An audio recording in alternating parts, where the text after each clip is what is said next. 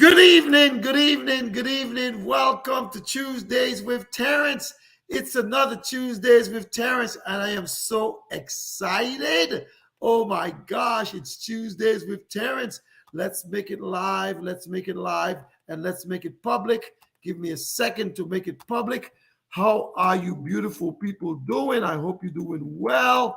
I am doing fantabulous.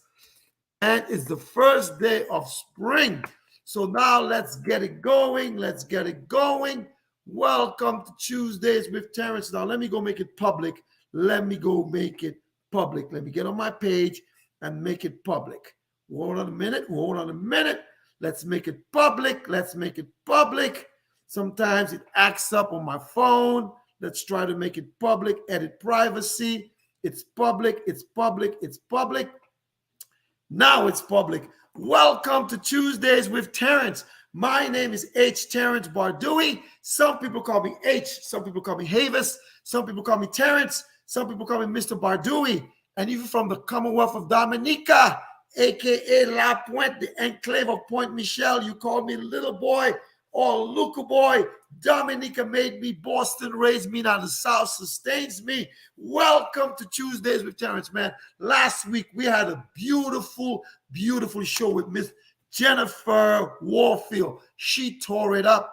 And if you people were going to miss the show, you should have missed last week, last month, last year, the last 4 years.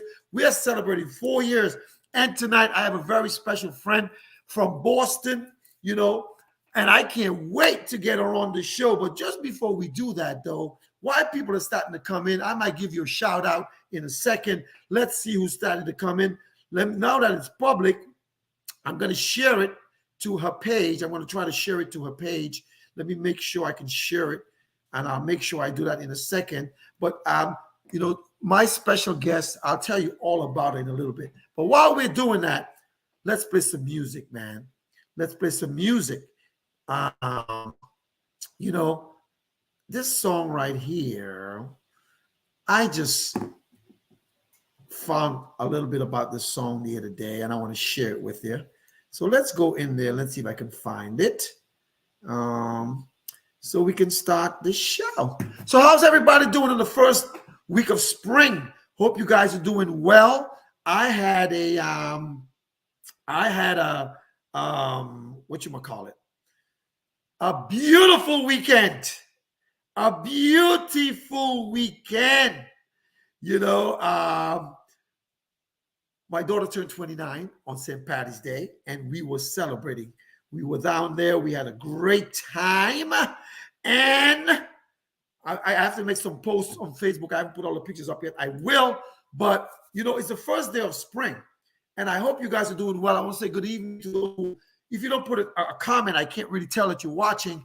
I want to say welcome to Miss Robin Martin, all the way in the Queen City of Charlotte, North Carolina. Miss Peach Goodwill, all the way in Petersburg, Virginia. Welcome to Tuesdays with Terrence.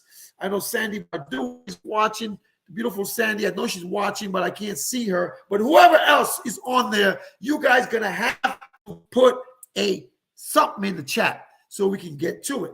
But while we're doing this, right, I was trying to find a song a little while ago, right?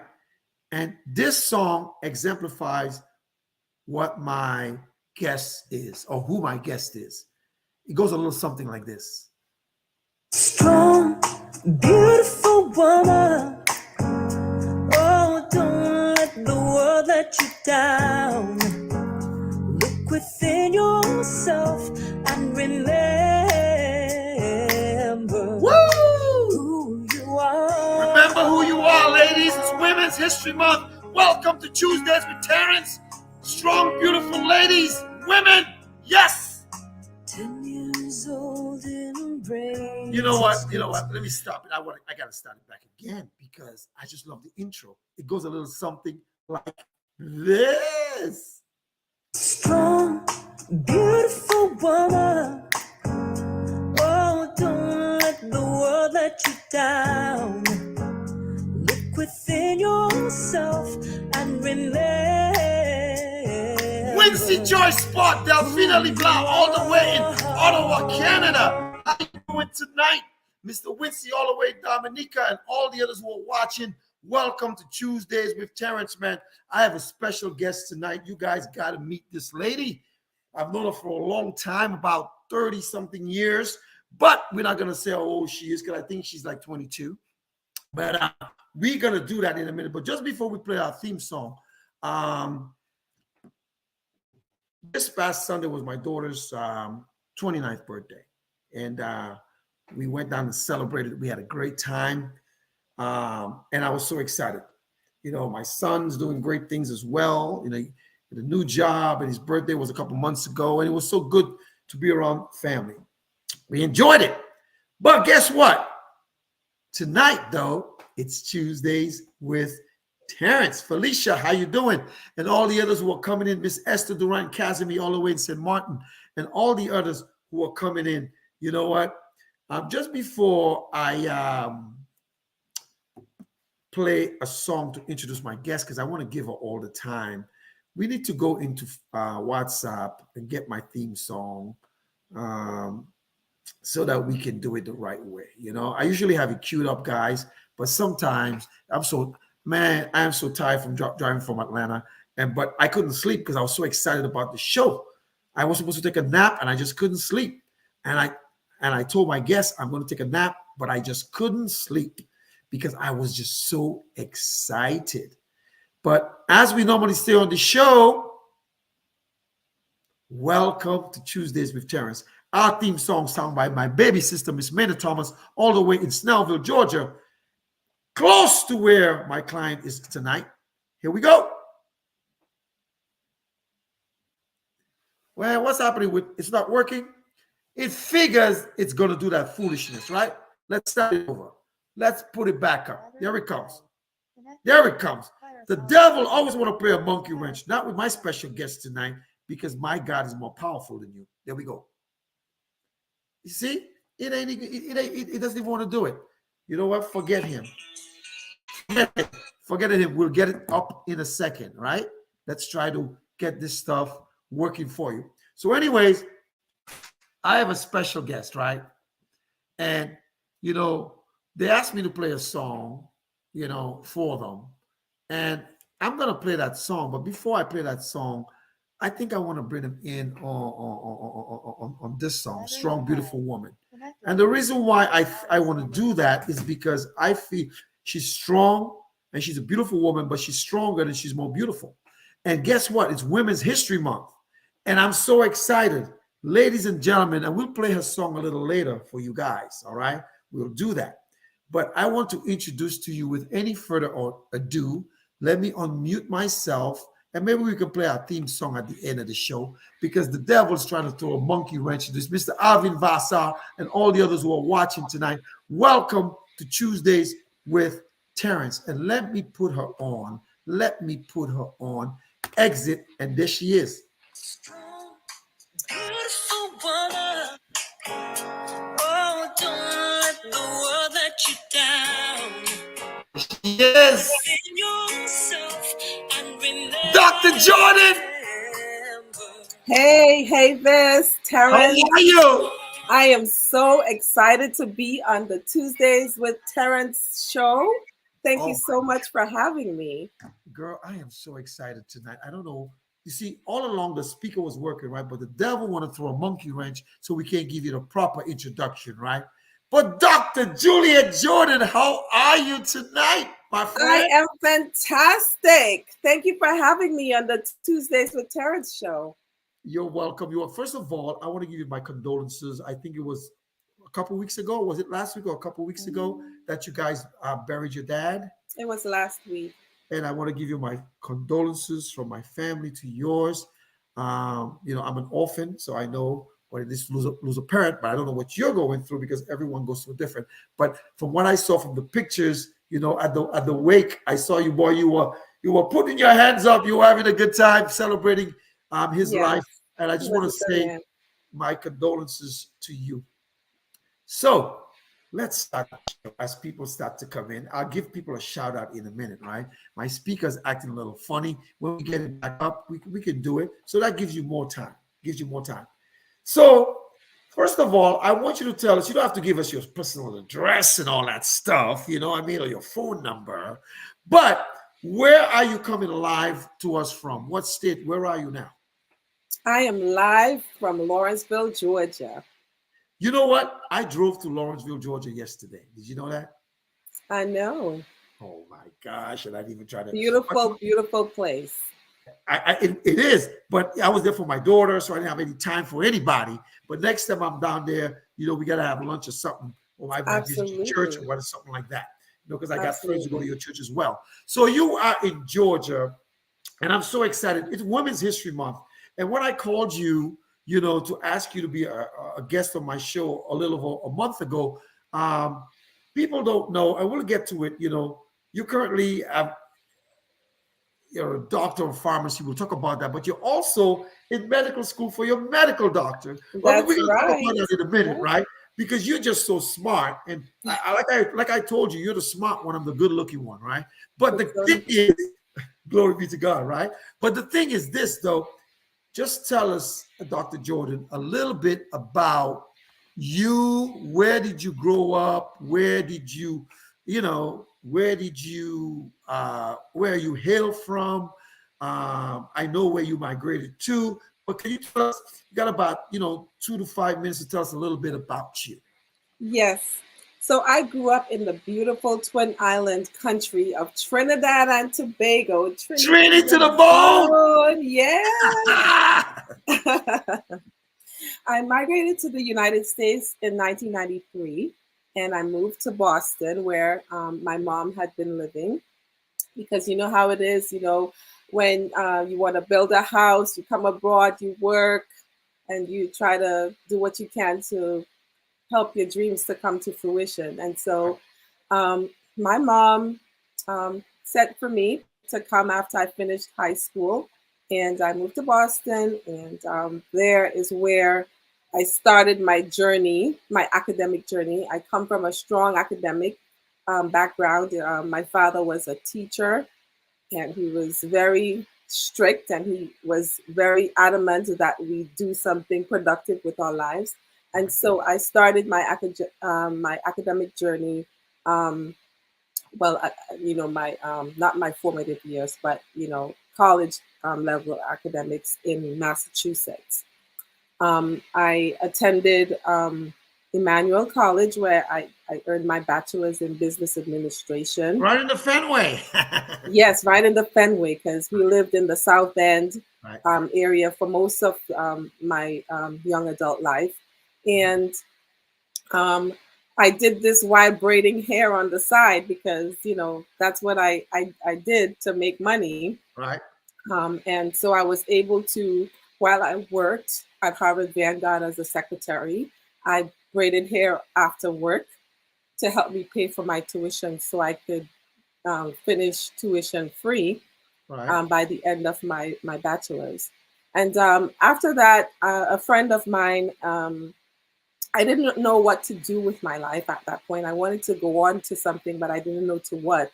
And a friend of mine, actually a cousin of mine, came to visit with his wife, and she said, and he said, Juliet, why don't you go to pharmacy school? And I said, my God, I don't know anything about that stuff. But incidentally, I actually probably not coincidentally, because I don't believe in coincidences. Okay.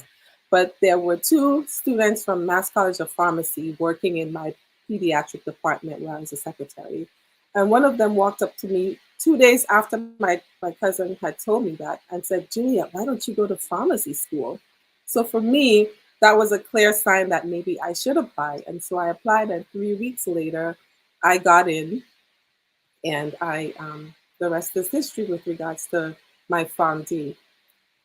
But that was not where the story ended. After doing that, I started off working as a pharmacist at CVS. I was so scared because here I was, this new grad. They told me, okay, you're going to do this. You go ahead and, all right, see you tomorrow.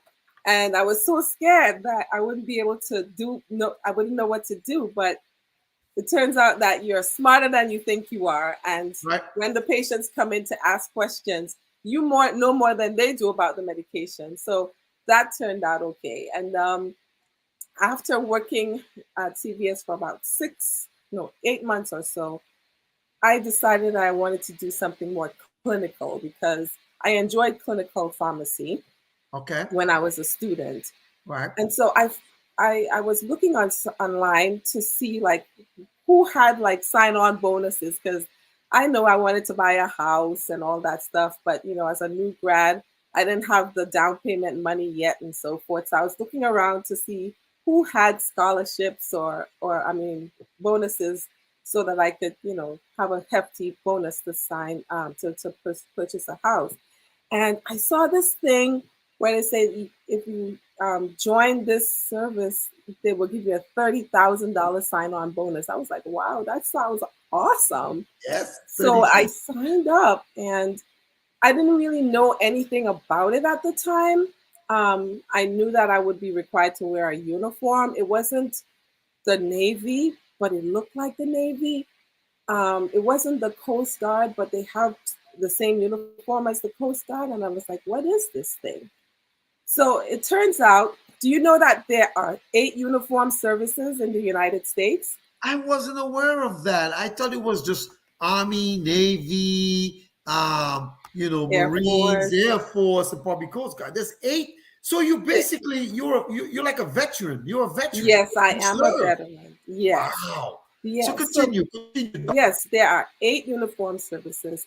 And my branch of service is the United States Public Health Service. It is a branch that is under the Surgeon General. So when you see the Surgeon General and he's wearing this uniform and you're like, what is that? That is the United States Public Health Service branch. And they are mostly medical professionals Uh-huh. and they work in many different agencies. For instance, they work at CDC, Bureau of Prisons, Indian Health Service, FDA. A lot of these healthcare professionals are the ones making changes that are benefiting the community. They're working behind the scenes silently while our brothers and sisters are fighting, you know, fighting the battle with the guns and, Right. are out there, serving. We are serving silently, fighting the silent war against disease. Wow. And so where I served was in the Bureau of Prisons. And while there, I had such an amazing career. Wow. I did so many things that I never thought that I would do Mhm. in my life as a Okay. pharmacist. Many of the public health service pharmacists have the ability to prescribe. And Okay. that was one of the things that I had the privilege of. I worked with an amazing clinical director, Dr. Sandra Howard, and she gave Mhm. me the opportunity to start my own diabetes clinic. And I also managed other. I also worked in 3 other clinics as a pharmacist, anticoagulation, and what was the other one? I think it was anemia, anticoagulation, anemia, and diabetes. So I Okay. founded the diabetes clinic at my site at the time, and I managed hundreds of inmates with diabetes. And because of the work that I was able to do, our clinic went from seeing so many patients who were falling out with hypoglycemia and all sorts of things to now being one of the model institutions for many of the Bureau of Prisons. I also had the opportunity to create the first tele-diabetes clinic in the Bureau of Prisons, Mhm. where I saw inmates at another Bureau of Prisons facility to Mhm. help those inmates become, under at goal with their diabetes and their A1C.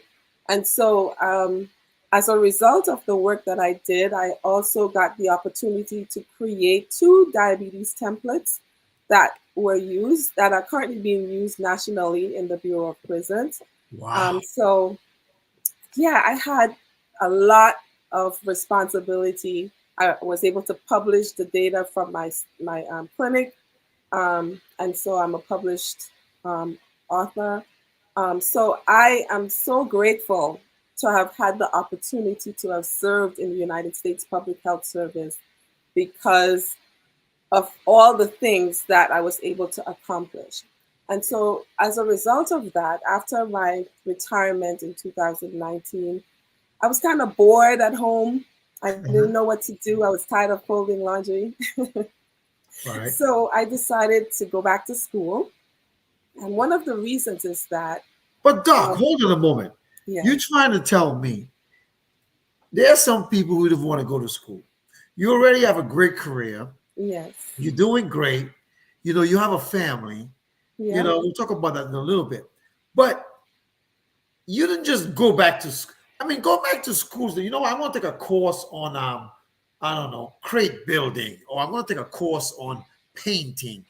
Doc, you went back to school to do what? And you're in your third year of what? Tell us, please. Well, actually, I went back to medical school, and I forgot to mention that I'm also a graduate of Columbia. I got my master's in diabetes education and management from Columbia because I wanted to get more knowledge about how to manage the patients that I was seeing at the time. And they had a great course that helped me to implement some of those skill, things that I've learned in my clinic at the time. And so the reason I decided to go back to medical school is because after seeing hundreds of patients, hundreds of inmates, I had acquired a vast amount of skills and knowledge that I feel like the community could benefit from Okay. because we have so many people who have diabetes that is poorly managed, and it's because they're not either don't have the health insurance, or they don't have access to a, a clinician that's close by, or they just don't know how to manage their diabetes. And so I decided that I wanted to go back so that I could open my own diabetes center so that I can, also reach, more people in the community with diabetes.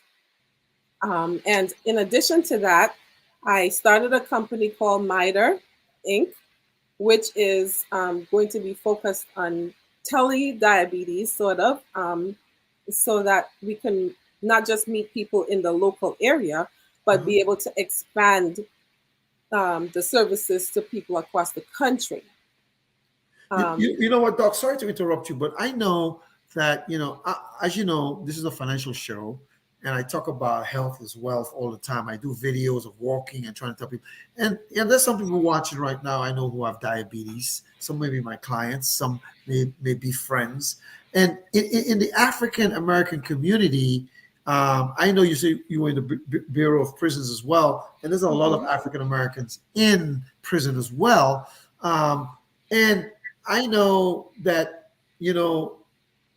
I always try to explain to my clients that, diabetes is something that can be managed. But the numbers for you, and I want to say welcome to Connie Roberts all the way in Dominica, Mr. Troy Holt all the way Pensacola, Florida, and Miss Donalyn Coffey, Pierre, and everyone else who's watching tonight. Welcome to Tuesdays with Terrence. My special guest is Dr. Juliet Jordan, and we're just talking about some of the things that she's done as we celebrate her for Women's History Month. As you all know, March is Women's History Month, and we're celebrating my friend from Boston, as she talks about some of the accomplishments that she's achieved as someone in academia and someone in the medical field as well. So, but what I wanted to parlay and go back onto was why, and I think I have an idea, but why is it that in the African American communities, the diabetes is so high? Is it because of diet and exercise? What is it, It's Doc? a combination of factors. There's a strong genetic component, Okay. but also diet is a huge factor. A lot of the foods that we eat, a lot of our West Indian people like to eat a lot of things that contain starches and sugar. And, when our ancestors were around, they spent more time in the garden getting Mhm. exercise and so forth. But now everybody is in an air conditioned car driving to work, or if they're not at work, they're working from home, sitting down. And most of the time when we sit down, we want to eat something, And most of the choices that we're going to have are probably things that are loaded with carbohydrates. And so we found that our people are dying from at an alarming rate because of the poor choices that we make, in addition to the genetic factors that lead to us having diabetes. So yeah, that's definitely a problem, and a But you lot know, more people are not cooking, cooking at home. They're ordering from Uber Eats and all and the other all fast the food processed crap. places. You, Yeah, Doc, you're from Trinidad and Tobago. I'm from Dominica, and back in the yes, day, everybody had a little garden, and I always tell people, no, I came here in the '70s before you were born, Doc. So don't stop. All right, but and I always tell people we always had gardening, and we in our backyard we had everything from like tomatoes, cucumbers, beets. We had celery, carrots. We had everything, peas, provision, everything. And my yes, mother was, and everyone can't do that today, but my mother was a housewife, so we got 3 meals a day cooked. The only time she didn't cook was Sunset Friday to Sunset Saturday because we were Seventh Adventists, And but now people don't even do that. Even when people have space in their backyard to have a little garden where they can make a little thing, people rather eat out. And we were just yes, talking about that last night with my best friend. We were in South Carolina and we were talking about that. And the funny thing about it is sometimes we don't realize the harm that we're causing to ourselves. So you're saying because now everybody's in their air-conditioned car. When I was a little boy back home in the village, I can tell you how many people had cars. Now in the mhm, same village, that people got 2, 3 cars now. They're going for one block, and the block is like like from Berea, uh, not even if I'm using Boston, right? You know where Berea is to across the street to where the hairdressing place or the barber shop was. They drive yes, there, and it's sad. yes, So, Doc, exactly. what would you encourage us before we go back to what we were talking about? What would you continue to say to us, especially as African Americans and everybody, especially about this diabetes thing? Yes, well, one of the things that I have come to understand is that eating a more plant-based diet is more effective than just taking medication to manage diabetes. Yes, medication will help to bring your blood sugar down to goal if you're taking it correctly and at the right dosage for your condition. But what it will do, it will keep you having the diabetes throughout your lifetime. If you want Exactly. a shot of it going into remission, you have to do something different. And plants have been shown to help manage diabetes more effectively, because the thing is there's a lot of fat in animal products, whether you think you're getting lean meat or whatever. There's a lot of fat in animal products, and fat has been linked to insulin resistance. And so they don't quite understand the mechanism behind how that happens, but for sure, what happens is that there's an association between fat and insulin resistance. And I can speak of my own mom, and Right. I'm sure she wouldn't mind me sharing this. Uh-huh. But earlier in, I think it was last year, she had had she had switched her diet about a year before, but Uh-huh. she had a fatty liver from all those years that she was eating so much um, fatty type foods, a lot of animal products. And she received a letter from her doctor that she had to be enrolled in a clinic Wow. to help her to get the fat out of her liver, because that can cause your liver to be damaged. Okay. And so this was about January that she received that letter, and she received a text from a family member um, with a recipe on how to get rid of fat. And so she started using the things that were included in there, which was ginger, celery. Sometimes you could add garlic, but it wasn't required. Green apples, Mm-hmm. and I think what else was in it? Celery, ginger, green apples, and I think there's one more thing, lime. Okay. And she blended that up and drank it every day for about 3 months or so. When she went back to the doctor, her fatty liver was completely gone Really? just from doing that, in addition to eating a plant based diet. And so there's a lot of healing in nature and in plant based products. And if people would just be willing to change their diet just for like about a month or so, just to try it out to see if there's anything, any changes that will happen, you will find that you will come off of a lot of the medications that you're on, Okay. and you might even be able to put your diabetes into remission. However, I do not advise you stopping your medication until you discuss your plans with your doctor, That's right. so that if anything happens, at least the doctor is aware about what's going on. It's so funny you said that, Doc, because I know I have, friends and family who actually do that. I want to say welcome to Miss Frances Cabon, Miss Atlin Pittman, and both of them are in St. Martin in the Caribbean. And there's a lot of other people watching that I can't see. And for those of you I can't see, I think my best friend might be watching, Mr. Adrian Deschamps in South Carolina. He may be I think he's coaching track tonight with the kids at the school. But he's watching, and he can't comment, he told me. But if he's watching, Adrian, welcome. It was good to see you last night. Again, my special guest is Dr. Juliet Jordan, my friend from Boston. She's TNT and I'm DCA. DCA is Dominica, right? And she's TNT to the bone, Trinidad and Tobago. But she served her country here in the United States.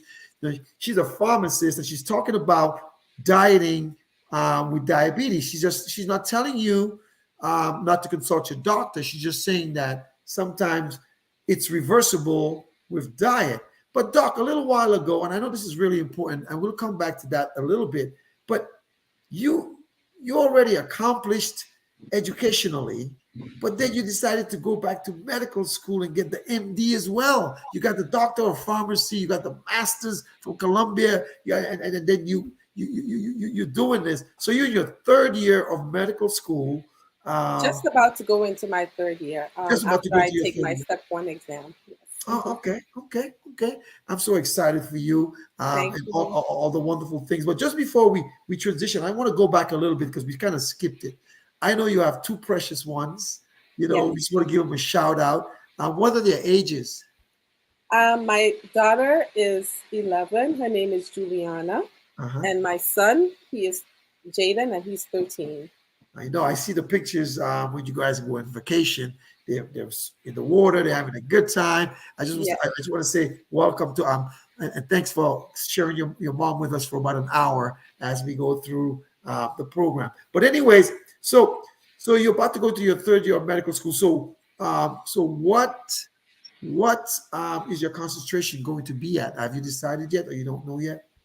Well, I'm kind of leaning towards endocrinology and metabolic surgery because I Can you just say see that for those who don't know what that may be? Can you tell us that's the practice of what? endocrinology has to do with things related to like hormones, things like diabetes. That Okay. all falls under endocrinology Okay. because a lot of the problems that we're having, like women have a lot of hormonal imbalances, either related to menopause or they have autoimmune conditions Okay. like lupus and so forth. So I want to get into either metabolic surgery, which will help people who are obese Uh-huh. to be able to have a shot at having a normal size and normal life if Mhm. they're unable to, after doing all that we can, with diet and exercise and so forth, are unable to lose the weight. Okay. Okay. Well, we're so glad and happy that you in the medical field because hey doc, I just want to say this.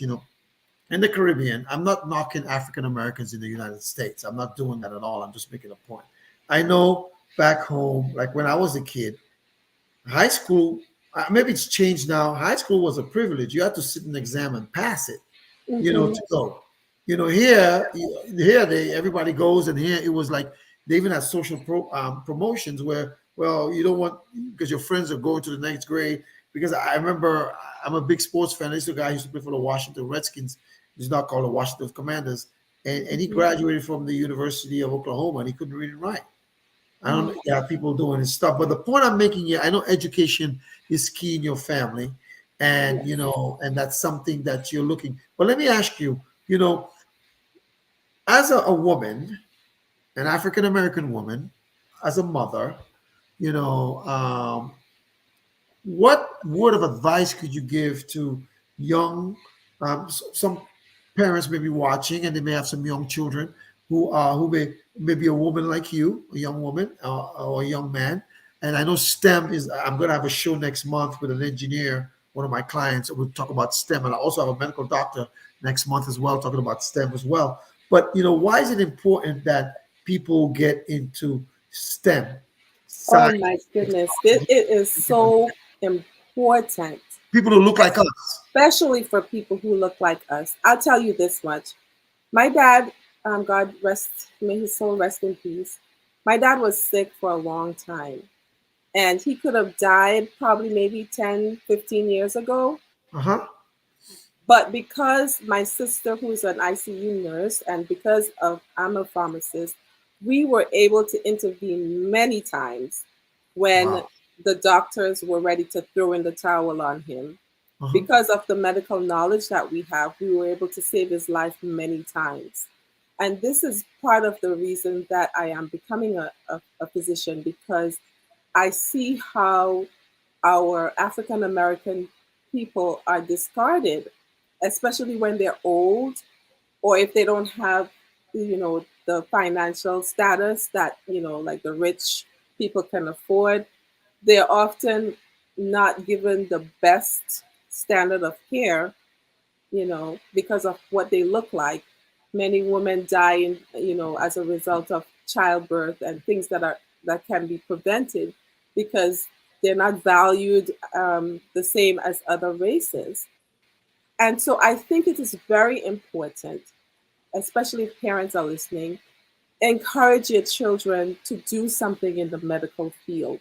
Because yes, it's great if someone is an engineer, it's great if they are an attorney. But when your loved one goes to the hospital, if you go to the hospital, what can the engineer do for you? What can the lawyer do for you? They don't understand the labs. They can't interpret the labs. They can't question the doctor on the level that they should be able to, in order to save your life, if they don't have any medical experience. And so I would encourage our young people, pursue medicine, become a pharmacist, become a nurse, so that you would be able to advocate for your mom and your dad and your relatives. Because while they're in there, even if they have medical knowledge, sometimes they're not able to because of how sick they are. So I definitely would encourage more of our young people to pursue a degree in medicine. I'm so glad that you say that, because sometimes I know, I have clients who are currently ill right now. I think he's, a very good client of mine. He's called my ace clients. I don't rate clients, but I rate them. I mean, I Mhm. won't call his name, but he's out of Lawrenceville, Virginia. And basically, I know I don't. I put stuff in place on the financial side to help him, but I can't give any advice. And I understand how Medicare works, so I can give some advice there. But I'm not in the medical field. I know my mother died in a nursing home. My dad died in a nursing home. And I've heard people say, I've heard some of my nieces and nephews say their parents will never go to a nursing home. They'll take care of them. Excuse me. And sometimes we don't realize. I have a niece. I can call her name up in Boston. She's doing a PhD now. Jaleesa Anselm, my sister June Badui Anselm. She used to go to Berea as well. And when she goes to her doctor's appointments for her father, she's an advocate. She's talking, and sometimes, and what bothers me about people, when you go to the doctor, I will never forget this. When I first came to Virginia from Boston, right, I was working for a company called Bankers Life out of Chicago. And I went to the northern neck of Virginia. And guess what? There was a woman. she had 2 or 3 doctors, and she didn't tell the other doctors she had these other doctors. She was taking 24 medications. Wow. 24, and it broke my heart because I'm like, nobody asked a question. Like my dad lived to be 91 and my mom lived to be 89. So they live a long life. My grandmother, my mother lived to be 103. So longevity runs in my family. And I look like I'm 25, even though I'm 60. But the point I'm trying to make here is simply this. You made a valid point. You got to advocate for your parents, Yes. and your loved ones, and I want to say welcome to all those who are tuning in. My special guest this evening is Dr. Juliet Jordan, and she's just pontificating and tell you guys the importance of why young people need to get into the medical field. I see some people watching, like Judy Hayes, all the way in Lawrenceville, Virginia. Hi, Judy. Hope you're doing well. And many others who are watching as well. Some of you, I can't give you a shout out if you don't put your name in the chat. But what I will say is this, Doc, you're making a difference. And for Women's History Month, as we celebrate you tonight, you talked about you served your country, you dispensed or prescribed, medication. And you tell it, and let me tell you something, Doc. I've always had a problem with pharmacists. Let me tell you why. Let me tell you what I mean by that. Don't get me wrong. There's sometimes I think it's good, but people trust you all explicitly because you got to. And how do you, I'm going to ask this question for everybody in the world who's scared to ask your doctors. I'm going to ask this question. How the heck you all know what the doctors be writing? They'd be like, shh, shh, shh. They just scribble stuff. How do you all know what they're writing? Can you give us a little? Well, things have changed since with the advancement of technology. There a lot of scripts are sent electronically now. However, one of the things that they teach you when you're in medical school and in pharmacy school is the short codes for writing prescriptions. So there is QID, QD, BID, those sort of things. And so when you see the doctor write, take T2 tabs BID times 10 days or 7 days, you're like, what is that? It's so that I've always wanted to ask, but I was too scared to ask. Yes, it's so that you don't know exactly what is written there, so that you can go run off and imitate whatever it is that Right. It's really language for the pharmacists and the doctors to understand. So we are not giving away everything that's going on, right? But that being said, some of those handwritten things have caused errors, and as a result of that, technology and also hospital procedure dictates that you should write certain things and not put certain things because it can increase the risk of an error by just by a point being in the wrong place, or you putting a period to mean something that shouldn't. It can cause an error. So they've started to move away from this scribbling, making everything easier for the pharmacist. Yeah, and it's so funny, as an insurance guy, I always tell people don't even know where there's something called the MIB, the Medical Information Bureau. And I've told, I have people watching tonight who have had them contact the MIB to remove some scripts from their files because they're no longer taking these things.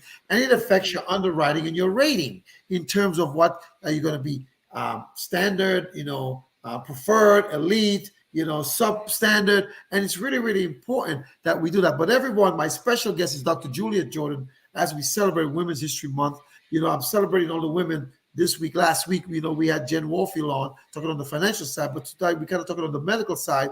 And my friend here, Dr. Jordan is explaining to you guys the importance. But you talked about your public health service and what you did, and how important do you think it is, Doc, that people should give back to their country like you did? Oh my goodness. Yes, absolutely important, because at the end of the day, I'm so grateful for the opportunities that I've had since coming to the United States. But we are expected to be our brother's keeper. And by brothers, not just our immediate family, but the people in our community and also people around the world, whether it's the country of our birth or another country, the Caribbean.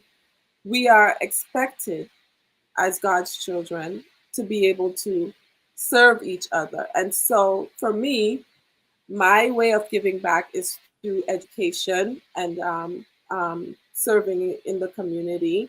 I have had the opportunity to give talks at on the local television in my country, Channel 5, Tobago Channel 5, Uh-huh. where I talked about diabetes and what you can do to help you to manage your diabetes and so forth. And I'm also planning to I also did a study to help me to see what the needs are of the people in the American community in terms of diabetes so that I could be able to design an app that would help to connect patients with diabetes to diabetes educators. Because I've found in my professional career, as seeing hundreds of inmates with diabetes, that education was one of the most important factors in the success of bringing down A1Cs. Because at the end of the day, even though I may make adjustments to the insulin or the metformin and so forth, it's the patient who is going to be making those lifestyle changes to help them to control their diabetes. I can't control the diabetes for them, they have to do it. And so it's very important that we educate people, whether people here or people back in our country or in the Caribbean or wherever, because education makes a big difference. And that's what I am hoping to do It's by so becoming a physician. it's so funny you said that, Doc, because um, I know in my business, I have some carriers. If your A1C is above 7, they're not even going to insure you. People don't even know that, and I have some who will insure you, but they will rate you up, so you're paying more. If Right. you're a smoker, you pay more. You have taken multiple medications for this thing. It's sad, but I know we diet and exercise. But it's a great question. One of my Facebook friends, he's in Dominica right now, Wincy Choice Spot. He says, "Hey Doc," and you don't have to give all this advice, but he says, "Hey Doc, I'm into local herbs and spices, flowers and oil. Now, what's your view on the use of our traditional healing by using those products in the fight of diabetes, for example?" He's not giving you give advice, but Yes, he's just I asking you a am question. all for herbal therapy. However, you have to be very cautious when combining herbal therapy with medications because there can be interactions that can be life threatening depending on which herb it is and which medication it is.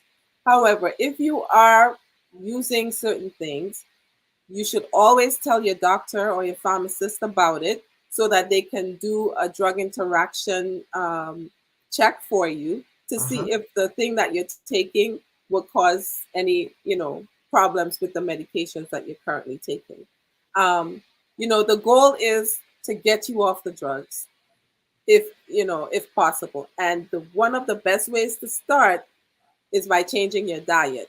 Yes, taking the herbs are great, but some of them in combination with, for instance, like sulfonylureas, like glyburide or glipizide, could cause your blood sugar to drop so low that you could end up going into a coma. So while those herbs are great, you have to be cautious about taking them with other drugs. My advice would be if you want to try something, tell your doctor, hey, I want to try this herb. Can you tell me if this is going to interact with my metformin or with my glipizide or whichever medication? And if they're like, okay, these don't really interact, then you could say, okay, great. But if they interact, maybe they would tell you, well, stop taking this particular drug while you're taking it to see if it's making a difference. And then, maybe you could be weaned off of it after trying it for a certain amount of time. But the best thing you could do is to change your diet. Eat a more plant-based diet.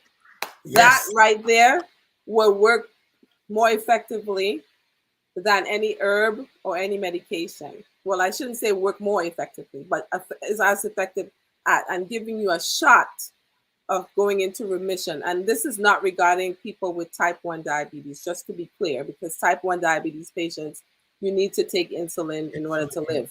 Talking about the But type people with 2 type patient. 2 diabetes, which is based on like insulin resistance and that and genetics and that sort of stuff, you can certainly make changes to your diet that can help you to get your diabetes under control. And cutting It's out all of those sugary drinks like sodas and stuff like that. Diet soda is horrible for diabetes because it also is linked with resistance. So the more natural the thing is, the better for you. Eat the bush, eat the I know. things, eat I the like. bush. It's so funny. Yeah.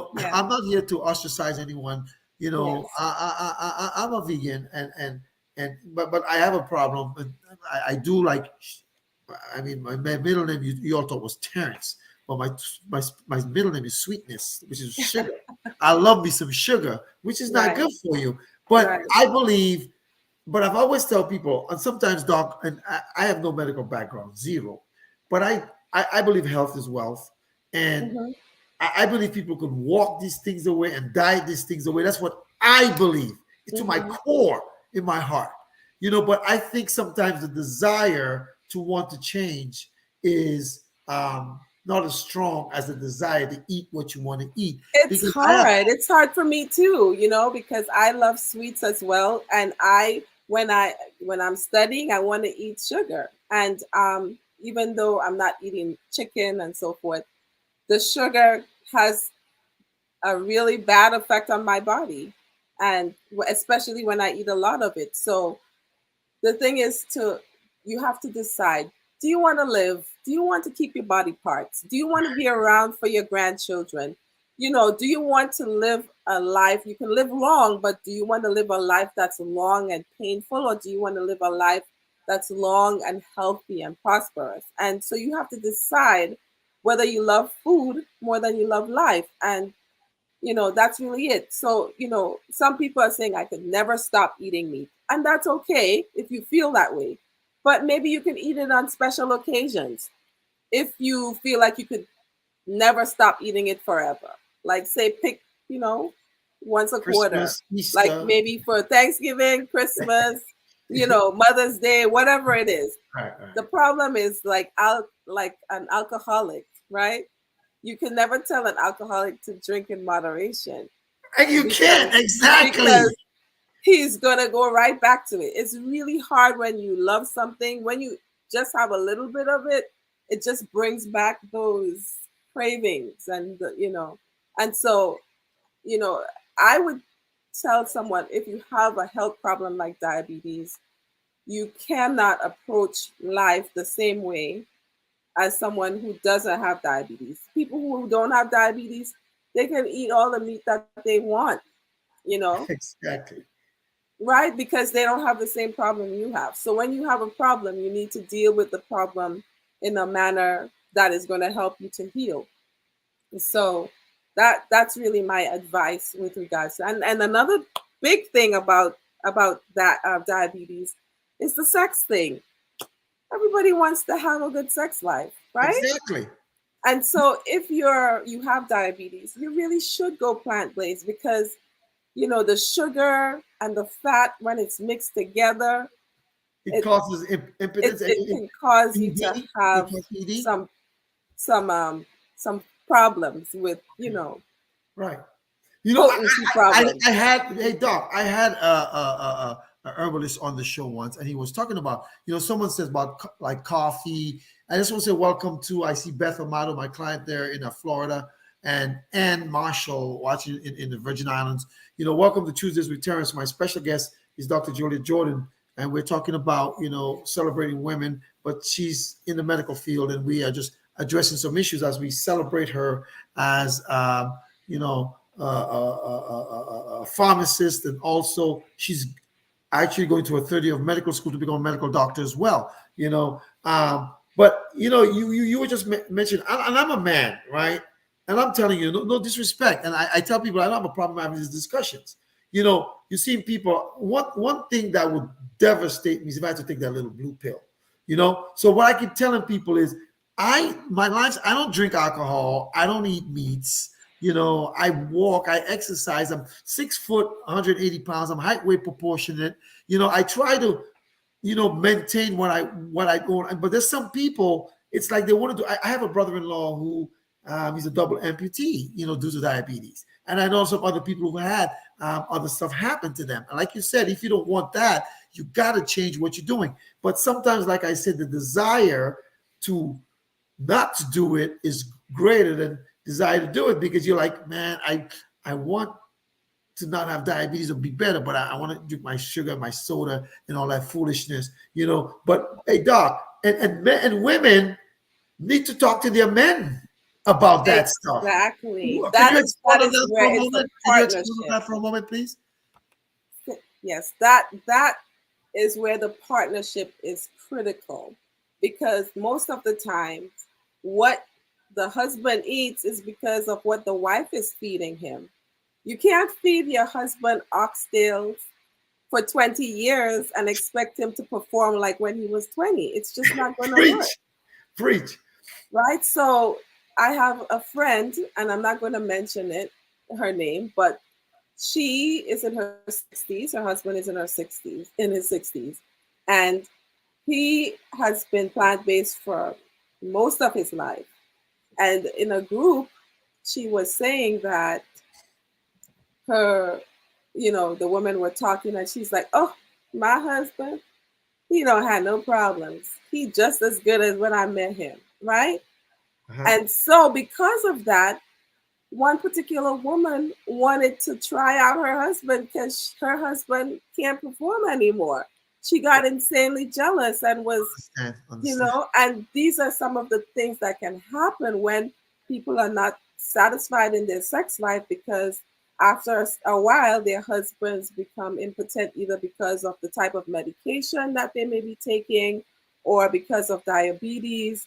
And what do? You're in a marriage, you want to have, But you can't and you because can't. And it's one of the other stressors that can cause turmoil in a person's marriage. So it behooves women to start cooking the type of foods that's going to have the longevity that you're looking for as you and your husband age.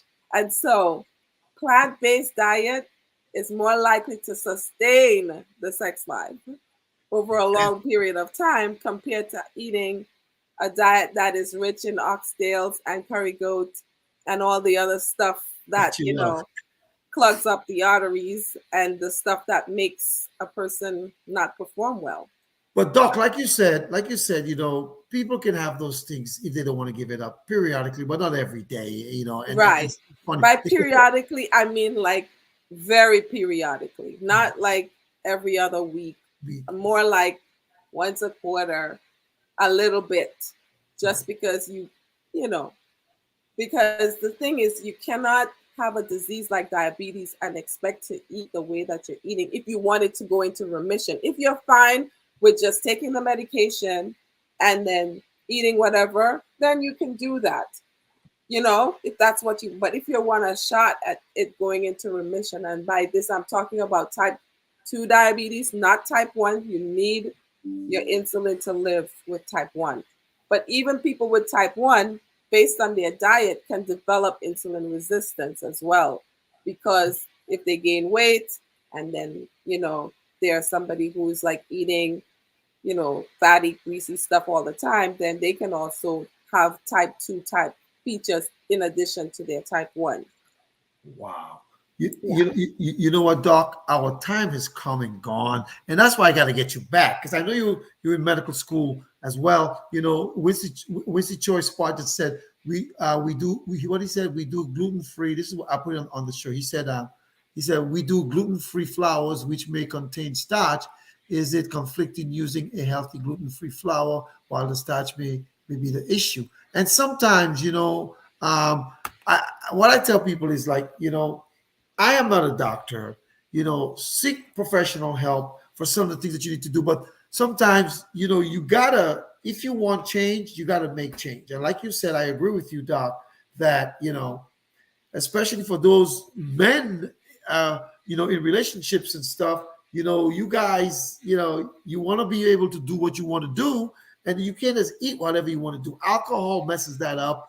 all that coffee and sugar. And I need to cut down sugar myself, but I ain't got a problem there. But we're just saying, we're just saying people need to do that. My special guest is Dr. Juliet Jordan, and in 5 minutes I have a team meeting with my team. Man, hey Doc, you're gonna have to come back because that 1 hour didn't do it. We didn't get to really ask you everything we wanted to. We know you're busy. So what you need to do, you need to look at your schedule again, and we can bring you back again, and we can talk a little bit more. But my special guest is Dr. Juliet Jordan. She's a pharmacist. She got all these letters behind her name. I don't know what that means. It just means she's educated. And she's also, even as a pharmacist, she's now also in medical school, going to her third year of medical school to be a doctor to help y'all, especially some of y'all who look like us, to help y'all because, we all need all the help we can. Doc, I want to thank you for serving your country. I want to thank you for our friendship for so long. I want to thank you for all the wonderful things that, when we recently connected on Facebook after, years I hadn't seen you, but I do know that you're making a difference. And for Women's History Month, I want to celebrate you. I wish I can go so much more longer. What we're going to do is I'm going to give you like 2 to 3 minutes, and some of my people, I'm going to text them and tell them I'm going to be a few minutes late because I just want to give you this time. As a woman, Doc, and as we're closing, you're a woman, as a mother, as we celebrate you, what advice do you want to give to women, especially educationally, health-wise, and the whole nine? What would you say? Yes. Thank you so much for having me, Davis. This has absolutely been a pleasure. What I would say is, as a woman, you want to, if you're a married woman, you want to make sure that you are providing meals for your family that are healthy.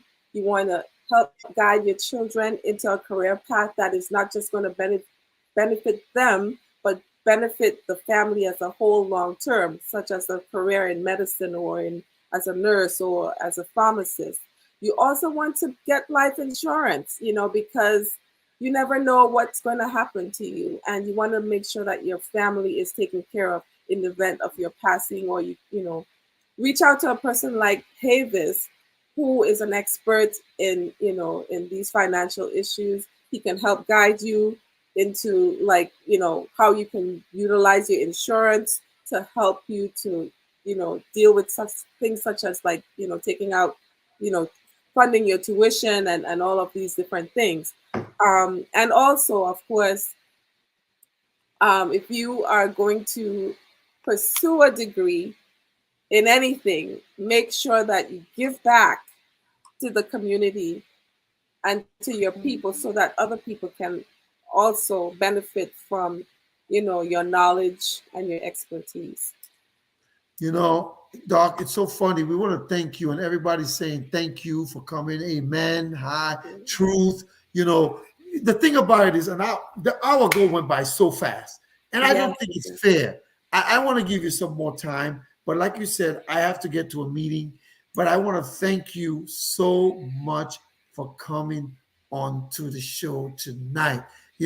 Anthony Drago is watching up in Boston. I need to get you on his show as well. I need to get him on my show. Drago, I'll hit you up.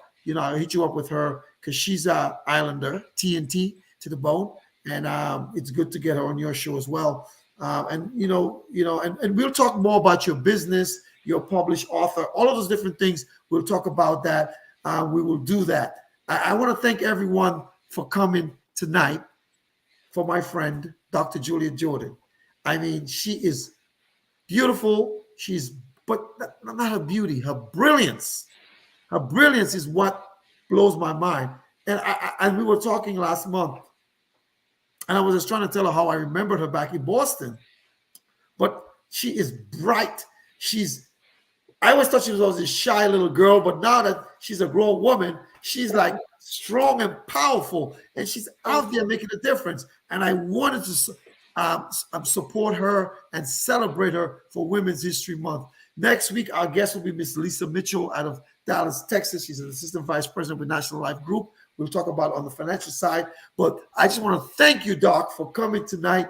And listen, it's not going to be, maybe we can get you for the month of Mother's Day month in May. I don't know if your schedule can fit.